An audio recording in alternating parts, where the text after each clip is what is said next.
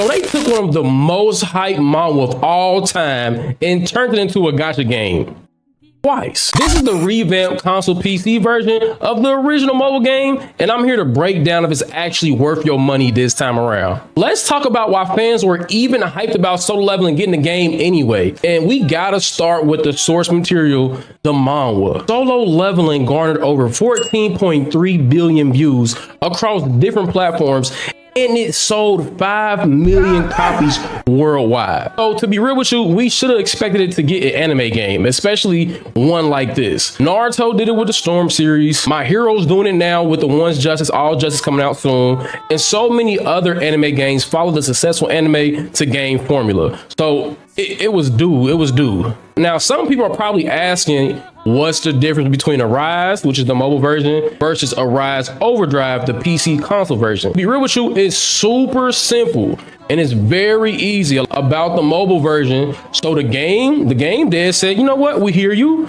and they made Solo Leveling Arise Overdrive, which was marketed as a rebuilt premium version of the original Rise that specifically promised smoother action, combat, upgraded visuals, less gacha dependence, and better co-op multiplayer and progression system. Now, I'll be honest with y'all, I played the mobile version, I spent some money, and the biggest thing that turned me off is the gacha mechanics. But even with that, as soon as they announced it at the Xbox Game Showcase, I was super hyped and excited. And on top of that, they ended up getting RDC playing. They ended up having RDC World playing it, and I noticed that it was a 4-player co-op. And I seen them playing. I'm like, dog, it's 4 Gen Woos out here really boxing. You know how diabolical that is to see 4 Gen Woos coming at you, and that kind of sold me on it. Because I mean, who wouldn't want to run as Gen Woo in Solo Leveling, especially with the run they had on Crunchyroll this year? But to be real with you, I couldn't help but have some sort of skepticism. I couldn't help but be like, I don't know if I really want to dive in, and it's because of the mobile version. And I also asked myself, like, is this just a cash grab for the console PC players? Like, I got the mobile people. Are y'all trying to get the console PC people now? But you know, they did take the gacha system out, and they did update it. So I'm like, okay, let's see what it's about. But now we really do have to address the elephant in the room, because I said the red word a lot of times, gacha. Yes, it is an RPG, but it has some gacha elements. It's not like Genshin or Zenless Zone Zero. And I'm gonna be honest with you, Solo Leveling Rise is a fast-paced action RPG that feels closer to a stripped-down character action game than a typical idle or tap-heavy mobile title. If you have played games like Genshin or Honkai, you will recognize the dodge and combo flow, but Overdrive leans harder into, you know, short, punchy encounters and big cinematic finishers rather than long open world exploration. Oh yeah. You're an unworthy opponent. Disappear. Yeah, look at all that damage I did. The combat is super simple to pick up. Anybody could play it. It has basic attacks, skills, and dodges, but the speed and hit feedback are what really lock you in. It's tuned to make you feel overpowered almost immediately, which fits Solo Leveling. You know, Zero to Hero, that boy was like that. Now, to be real with you, you play mainly as some Gen Woo, but you can play as other hunters. I'm not gonna say too much, but you can play as other hunters. And the progression is all about turning him, again, from a zero to a hero. Level him up, unlocks, you know, new skills, passives, and the Overdrive style power spikes, you know, while the gear and manual stat allocation lets you fine tune whether he leans more into things like survivability, burst damage, or shadow support. And instead of watching numbers go up, you gradually reshape his entire kit, which makes each level or new piece of gear feel like a meaningful step towards the webtoon in the anime. I will say the defining hook is the Arise mechanic in the Shadow Army. When you defeat certain enemies, you can perform shadow extractions to convert them into permanent soldiers that fight by your side, each with its own stats, authority bonuses, and skills. But upgrading these shadows consumes gold and materials, and fully investing in a few favorites turn them into mini bosses that follow you around. So it becomes genuinely satisfying to look at a monster that was whooping your ass, you know, a few chapters ago, and now he's following you, and now he exists purely to make your build stronger. Like, it's fire. But to be honest with you, moment to moment, the gameplay loop is built around short mission-based stages rather than a huge open world. So you're going to rotate between story chapters, gates, and dungeons. On top of that, challenge missions and co-op raids, all of which feed you XP, crafting materials, and shadow resources. Most runs are like about 10 to 30 minute range with auto saves and repeatable difficulties. So you are constantly bouncing between push a bit further and farm for a favorite like item or gear or a mission so you can hit your next upgrade. Now, the daily grind, man, this means logging in, clearing your best value dungeons at the highest difficulty so you can handle spending your resources on Jinwoo, gear, and shadows. Then testing that new power level in the harder content. And you know, the structure is very ARPG-like, you know, push higher star level missions for better drops, then come back stronger to climb again. Like, it is designed so that even short sessions feel very productive because almost every activity feeds to one of those overlapping progression systems. Now, I know some of y'all are probably like, bro, what if I don't feel like doing it all the time? There is auto battle, but it's not a full hands-off game, y'all. It's not the mobile version no more. Auto works well for low tier farming or replaying stages that you are clearly out level for, especially when you want to just get those materials. But once you step into higher difficulty gates, bosses, and co-op raids, bro, you might as well go manual because it matters. All the dodging, the parrying, and position around enemy attacks are what keep you alive and let you actually meet the DPS checks. Now, in terms of difficulty, the early game is very casual friendly, letting you smash through the first chapters and feel powerful with minimal changes and minimal optimization. But as you move deeper in, the game leans on stat checks and sharper skills because of the damage spikes that happen, especially if you attempt star raise missions or the post 50 leveling where XP slows down, bro. It stops short of the brutal paywall of the original gacha version, but there's definitely like a grind wall. So instead of you paying, you gonna be spending a lot of time grinding. So if you ignore gear, you ignore the shadows and smart stat allocation, you will hit content that simply outskills you until you go back and invest properly. Chat asked me 2 questions.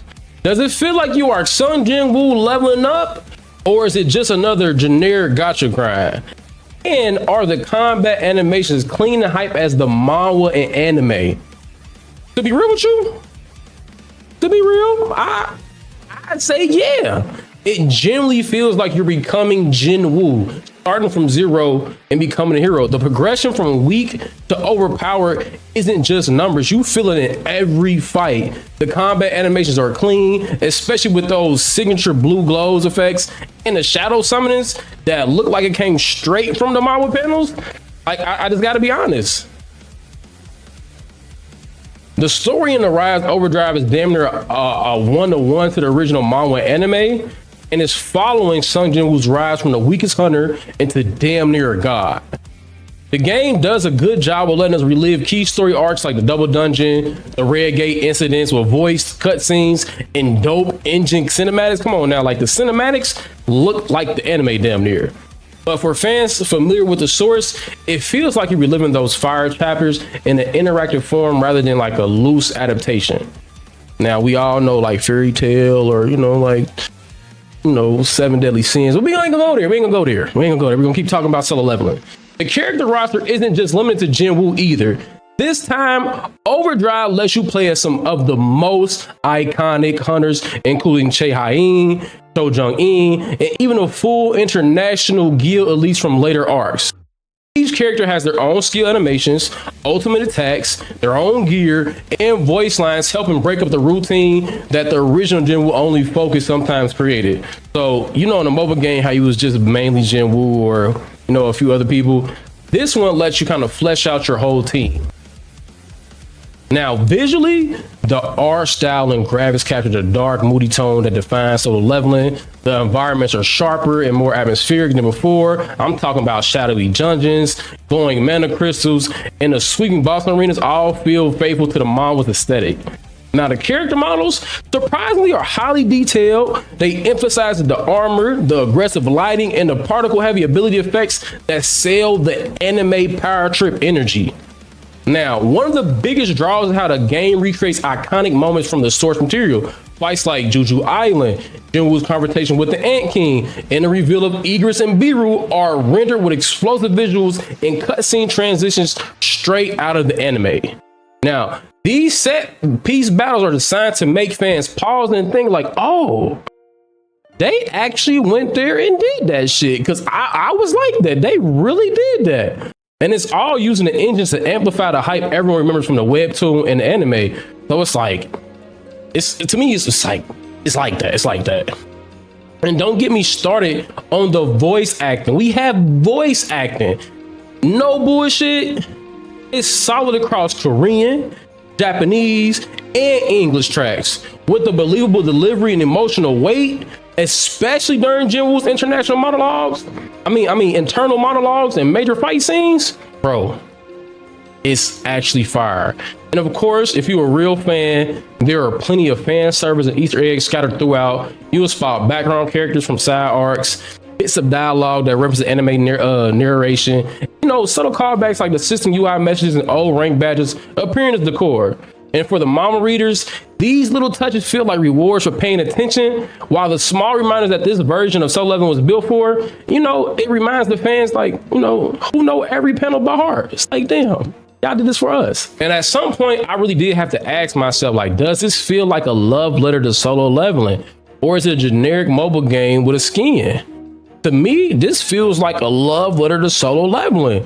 It's all because of the success it's been having over the last few years. It truly doesn't feel like a reskin of the mobile game at all.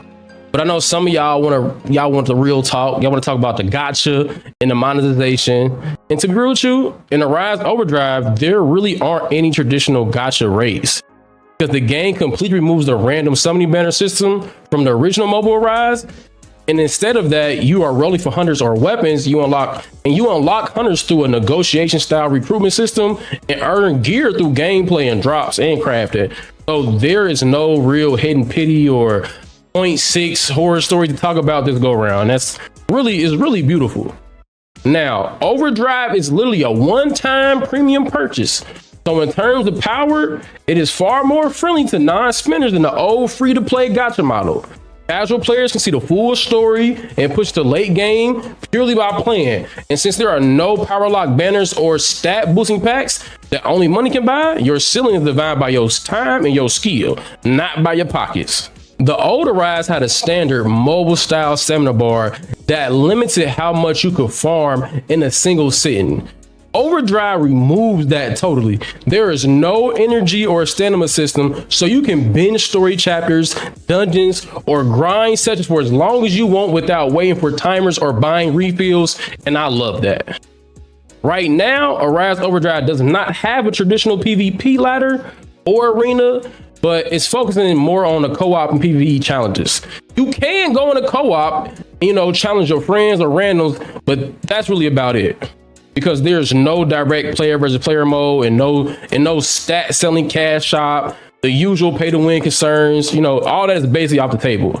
You can pay to look good, but it's not going to help you in any other way. There's no rank system and there's nothing that can really boost your stats. But compared to the original Rise, Overdrive's biggest improvement is ripping out the gacha and energy systems entirely, turning into a more straightforward action RPG. And if you're on this channel, you know this is my shit. Progression is now based on combat performance, build choices, and crafting rather than banner luck, which directly addresses the largest complaints about the mobile release's aggressive monetization. Now, for this review, I'm gonna be honest, I only paid for the deluxe edition.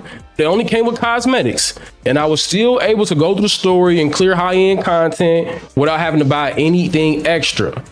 It didn't boost anything but my confidence, because you know when you look good, you play good. And the only things that I would say, like with some pros and cons, like was my deal breakers. I'll say, let's start off with the deal breakers. It's the late game grind. I don't like grindy games. I hated Warframe for that reason. I didn't play, I forgot what game that was called, but I didn't play a lot of grindy games. So when it got to late game and I had to keep grinding and spend a bunch of time to go back and get certain items, I didn't like that.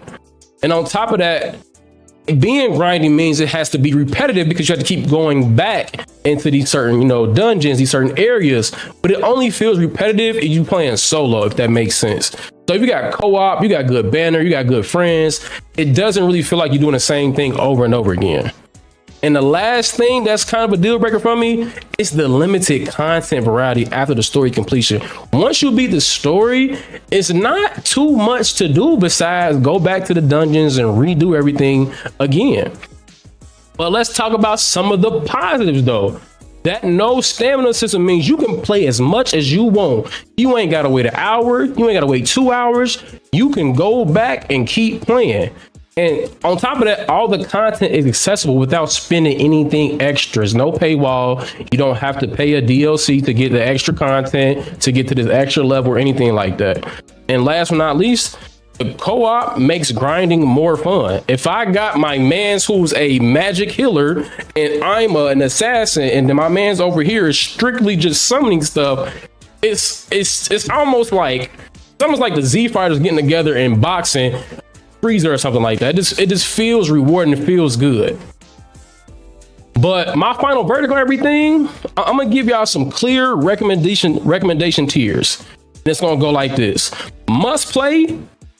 If you are a solo leveling fan and enjoy action RPGs and you can handle gacha mechanics a little bit, this is for you. Like, this is absolutely for you. And then if it's, maybe play this if you're curious but not invested in the source material, but you want a casual mobile game, you want a casual PC console game now. And honestly, I would say skip this if you do not like solo leveling, you don't want to deal with anything that look like gacha systems, and you're looking for a more deep strategic gameplay. But honestly, after about 40 to 50 hours playing this, here's my honest take. This game is great, it's fun, and it makes me feel like I'm really Jin Woo, and that's all I ever want in anime. I want to feel like that anime character. I want to do the same powers. I want to go through the story. But it is grindy and repetitive. So if you have friends, definitely squad up for a better experience. It's not perfect, but for solo leveling fans, it is a must top. Now, I need y'all to drop a comment if you're playing. What hunter are you maining? And if you want to know what game I'm reviewing next, hit that subscribe button and stay godly.